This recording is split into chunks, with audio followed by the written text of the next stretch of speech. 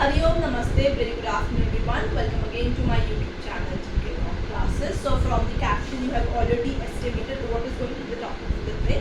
So आज का हमारा टॉपिक रहेगा revision of the important landmark case laws of the environmental law. So आज की वीडियो के अंदर हम different cases in pertaining to environment law discuss करेंगे. उनके वन लाइनर्स साथ में समझेंगे.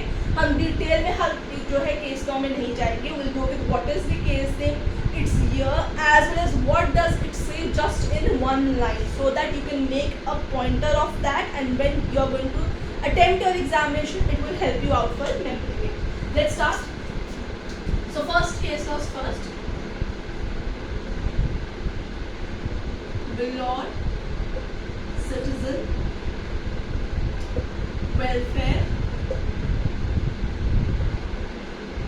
Forum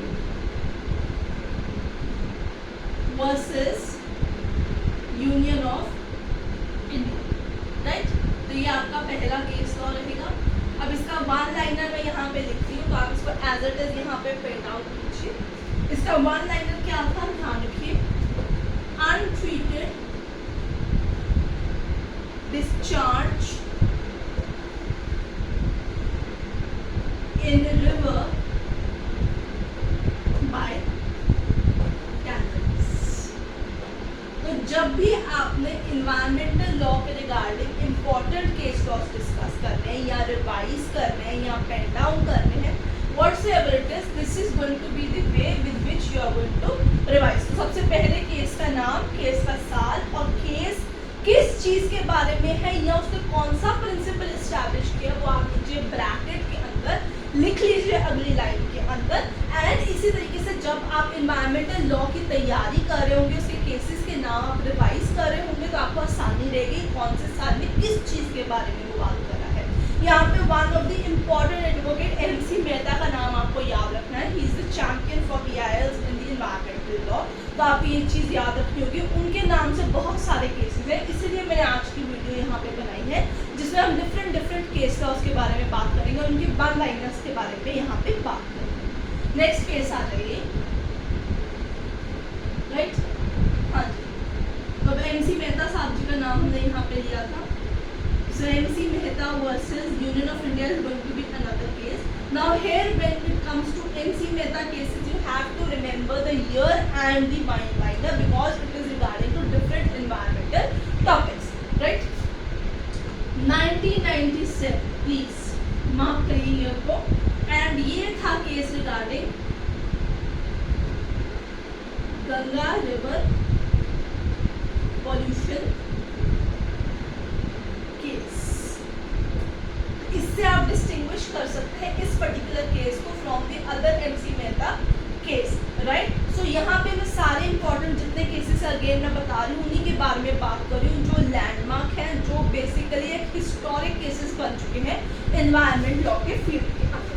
राइट, और इनमें से बहुत बड़े डिफरेंट एग्जामिनेशन में इन्वायरमेंटल लॉ के पर्टेनिंग क्वेश्चंस पूछे गए हैं. ज़्यादातर इन्वायरमेंटल लॉ में आपके वाटर एक्ट, एयर एक्ट, 1986 का एक्ट या फिर केस लॉज में से क्वेश्चन आते हैं. और बहुत बड़ी मैच द फॉलोइंग में स्पेसिफिकली उन्होंने पूछा होता है कि पर्टिकुलर केस लॉ किस चीज़ के रिगार्डिंग जो था डिसाइड किया गया था. तो आपको वन लाइनर्स के थ्रू वहाँ पे आपको हेल्प मिल जाएगी. आगे चलेंगे, अगला केस देखेंगे.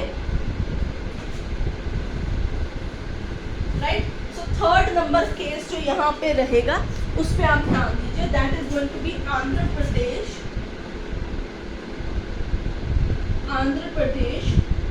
पॉल्यूशन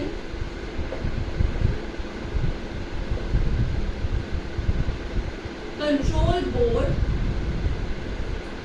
वर्सेस AP यानी Andhra Pradesh pollution control board versus MV Naidu. Right, और ईयर कौन सा रहेगा, 1999 का. ठीक है, ये पोल्यूटिंग इंडस्ट्रीज का केस है. तो यहाँ पे इसका वन लाइनर, इसका कैच वर्ड रहेगा आपके लिए पोल्यूटिंग इंडस्ट्रीज. राइट, आगे चलेंगे, अगला केस लॉ देंगे S Jagannath. Again, a very landmark case. S. Jagannath Jagannath versus Union of India, 1996. So from the year of 1993 to 2003, we have seen n number of cases pertaining to your environmental laws, and the year of 1986-87 is also very important when we talk about the environmental law cases, right? S Jagannath versus Union of India, S and S आप यहाँ पे क्यों रखेंगे, और word आएगा shrimp industries case, the closure of shrimp industries place into the coastal regulation zones, right?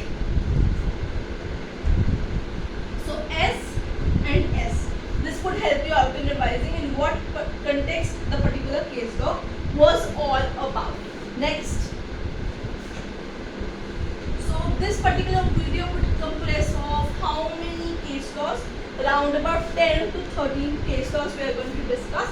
So just keep writing it out, and if you have any doubt, let me know in the comment section, right? अगला आ जाइए, again बहुत ही important landmark case है, Indian council for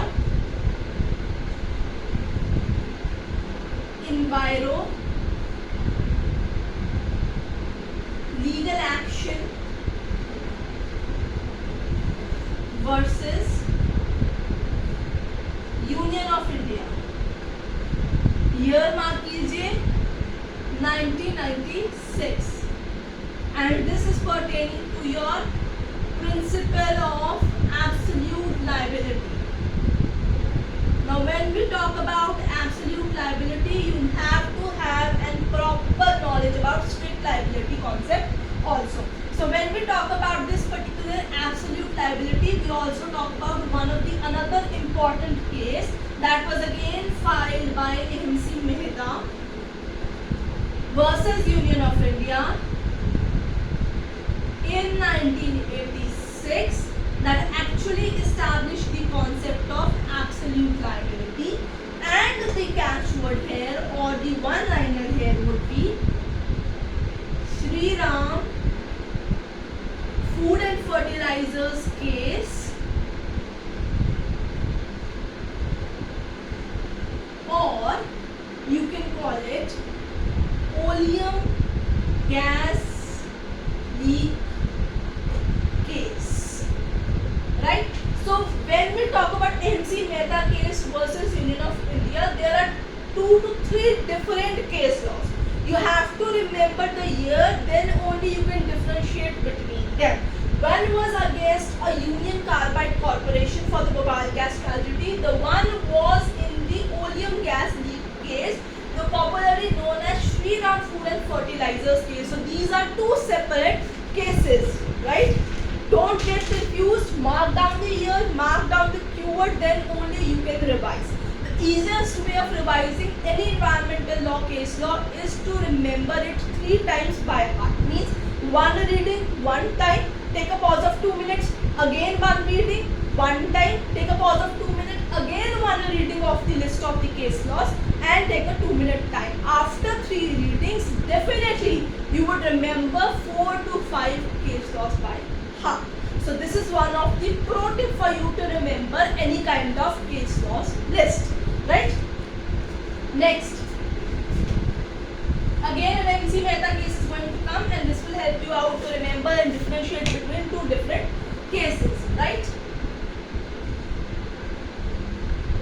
MC Mehta versus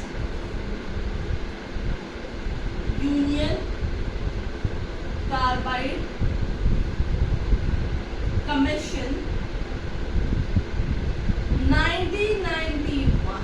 Now this is a separate case law, but popularly it is for the Bhopal gas tragedy. Okay? It was the basically time when the final judgment was pronounced, right? And the company was basically freed from any kind of allegation and charges despite being responsible for the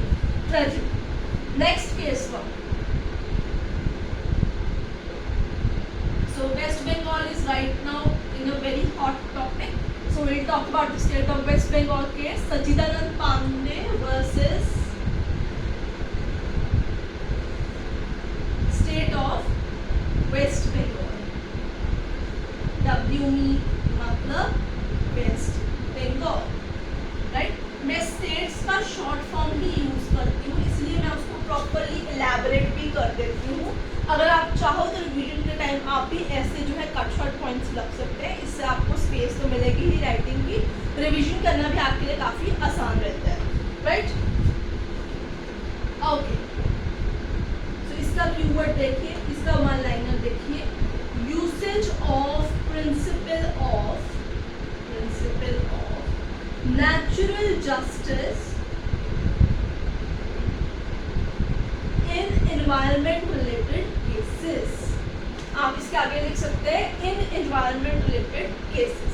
so basically इस particular judgement के बाद Supreme Court ने natural justice principles को environment law के अंदर भी utilise करना start कर दिया था. So this particular case led to the usage of the natural justice in environment law cases. Next, we are already done with 8, so we are proceeding with the 9th number. हाँ जी, देखिए, Tarun Bharat Sangh Alwar, Alwar is in Rajasthan, ठीक है, Alwar versus union of India. 1998 का case है ये, right? It was regarding the preservation and the restoration of ecology of Sariska Tiger Park. So most of you who are preparing for government examination, you might know about the Sariska Tiger Park. So basically, when it was basically introduced as a reserved forest by the government of India, the major question that come in before the court was whether mining activity there should continue or not. So basically, for preserving the ecological aspect of this tiger park, it was announced by Supreme Court that mining activity should stop there and preservation should be done of the whole of the forest. Deforestation should be stopped and afforestation should be started. Next case laws. Alright, 10, right? It is again very important case law. Ivory Traders and Manufacturers Association, ASSO means association, MFG means manufacturing versus Union of India. UOI means Union of India. Okay? I am very pro in using the short formats, so you can just ask me in the comment section if at one point of time I do not bifurcate the particular short point, right? Now ivory word जो है ना यहाँ पे आपका इस case law में से, यही इसका आगे चल के क्यू पॉइंट यहाँ बनेगा और आपको रिवीजन में इजीएस्ट पॉइंट होगा. Ban on trade in ivory and ivory related products. हाथी दांत वाली चीजें जो है उनकी बैनेज है यहाँ पे ivory related products, क्योंकि फिर उनको मार दिया जाता था, फिर उनकी चीज को यूज करके सामान बना के बेच जाता था. तो ये काफी बड़ा एक इन्वायरमेंट और वाइल्ड लाइफ से रिलेटेड एक बहुत ही इंपॉर्टेंट आपका यहाँ पे केस लॉ रहता है. आगे चलेंगे, लास्ट 2 हमारे केस लॉज रह चुके हैं. 11th नंबर पे हम जा रहे हैं. कोई डाउट है आप कमेंट सेक्शन में मेंशन कीजिए. वीडियो पसंद आ रही है तो लाइक शेयर डेफिनेटली कीजिएगा, अपने फ्रेंड्स के साथ भी शेयर कर सकते हैं. फतेह Sangh Gimba, Fateh Sangh Gimba Vasava versus state of Gujarat. State of Gujarat, ठीक है. वसावा और गुजरात से ही आपको ये पता चल जाएगा. हाँ जी, अब ये किसके बारे में बात की जा रही थी, वहाँ पे एक पर्टिकुलर ट्राइबल ग्रुप के बारे में बात की जा रही थी and their particular usage of bamboo for their livelihood. वहाँ पे बैम्बू और आदिवासी के right to use that bamboo के ऊपर ही बेसिकली केस लॉ था। तो right of adivasis right to use bamboo as their livelihoods। ठीक है, तो वहां पे वो बेसिकली बैम्बू की कटाई करते थे और उससे सामान बना के उसे बेचते थे और लाइवलीहुड को गेन करते थे। तो कोर्ट ने कहा कि भाई उनको बैम्बू का यूटिलाइजेशन करने दिया जाए। यहाँ पे बीच बीच में अपनी इन्वायरमेंट लॉ के नाम से लीजिए, क्योंकि इसी के तर्ज पे वो अपनी कमाई करते हैं, बरसों से पीढ़ियों से उसकी संरक्षण भी करते हैं बैम्बू के साथ में नए प्लांट्स भी लगाते हैं, उनकी देखरेख भी करते हैं। तो उनको यहाँ पे ना रोका जाए, they are not degrading environment at any cost. अब चलते हैं लास्ट केस लॉ की तरफ। आई नो आप लोग मुझे बार बार बता रहे हैं कौन सा केस लॉ रह चुका है, तो वो कौन सा है, 12 नंबर पे आ जाइए। रूरल लिटिगेशन एंटाइटलमेंट केंद्र